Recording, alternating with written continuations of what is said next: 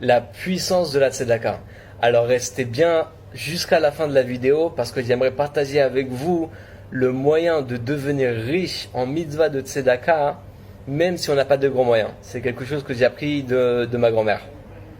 Alors on sait que la tzedaka, ça annule les mauvais décrets, ça permet d'avoir la richesse, les honneurs, ça permet d'avoir une longue vie, la prière du donateur elle est acceptée, ça permet d'avoir des enfants riches et érudits en Torah, ça protège l'âme après le décès et ça fait plein de bonnes choses extraordinaires. Maintenant j'aimerais partager avec vous quelques enseignements du Rabbi de Lubavitch sur la tzedaka. Et le Rabbi dit comme ça: parfois Dieu il te met à l'épreuve. D'un coup il y a un problème de parnassa et tu comprends pas pourquoi. Et pourtant Dieu il sait que le cœur d'un juif il est toujours désireux d'accomplir Torah et Mitzvot. Alors pourquoi il le met à l'épreuve? Eh bien tout simplement pour convaincre le tribunal céleste. Et quand un juif il continue de donner tzedaka, Akadosh Baruch Hu, il va dans le tribunal céleste et il leur dit: vous voyez, mon fils il aurait pu subir le mauvais penchant et diminuer sa participation à la tzedaka, et il a quand même donné, il a quand même continué à donner tzedaka. Vous voyez, les juifs sont avisés et ils savent que de ce fait on voulait simplement les mettre à l'épreuve. Et quand un juif il surmonte l'épreuve, alors non seulement il récupère la situation qui était auparavant, et plus que ça, sa situation elle va s'améliorer. Aussi, le Rabbi rapporte au nom de l'Admour Azaken que grâce à la tzedaka, on obtient un cœur et un cerveau 1000 fois plus affinés. Et le Rabbi dit que ce chiffre 1000, il est tout à fait précis. C'est-à-dire qu'en 1 heure d'étude et d'effort dans l'étude de la Torah, tu vas acquérir ce que normalement tu aurais dû investir 1000 heures. C'est extraordinaire. Maintenant, il y a un truc aussi, c'est que parfois, quand le juif il prend la décision de donner une somme importante à la tzedaka, et qu'au moment où il prend sa décision, il n'a pas les moyens d'honorer sa décision, immédiatement il reçoit de Dieu de nouveaux moyens pour lui permettre d'accomplir sa bonne décision.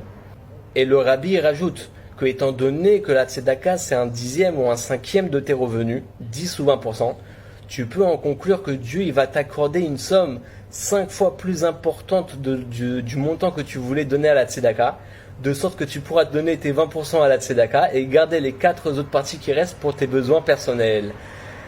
Il y a un récit de nos sages qui dit que en donnant tzedaka, on reçoit les bénéfices, on récolte les fruits dans ce monde-ci, sans puiser dans le capital du monde futur, sans puiser dans la récompense du monde futur.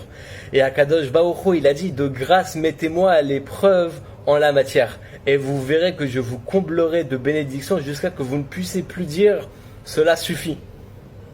Et le Rabbi rajoute une note sur ce pasouk, et il dit: donnez tzedaka pour recevoir une certaine bénédiction et constater que celle-ci est satisfaite. C'est-à-dire que c'est pas seulement que Dieu il va t'accorder tout ce qu'il t'a promis, c'est pas seulement que Dieu il va t'accorder tous tes besoins, il va combler tous tes besoins, c'est qu'il va combler aussi tous tes désirs. Il y en a ils veulent shalom bayit, il y en a ils veulent la richesse, il y en a un il veut la longue vie, il y en a un chacun avec ce qu'il veut, chacun avec ses désirs. Maintenant j'aimerais partager avec vous le secret de ma grand-mère, ce qu'elle m'a enseigné pour devenir riche en mitzvah de tzedaka sans avoir de grands moyens.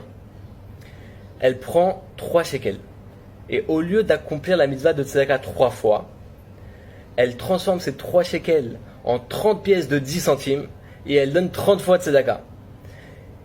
Alors imagine, si tu prends 5 shekels, aujourd'hui 5 shekels c'est moins cher qu'une bouteille de Coca-Cola.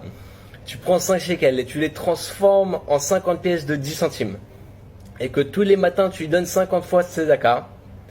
À la fin de l'année, sur 300 jours en moyenne, en enlevant les Shabbats et les fêtes, en moyenne tu auras accompli 15 000 fois la mitzvah de tzedaka. 15 000 fois.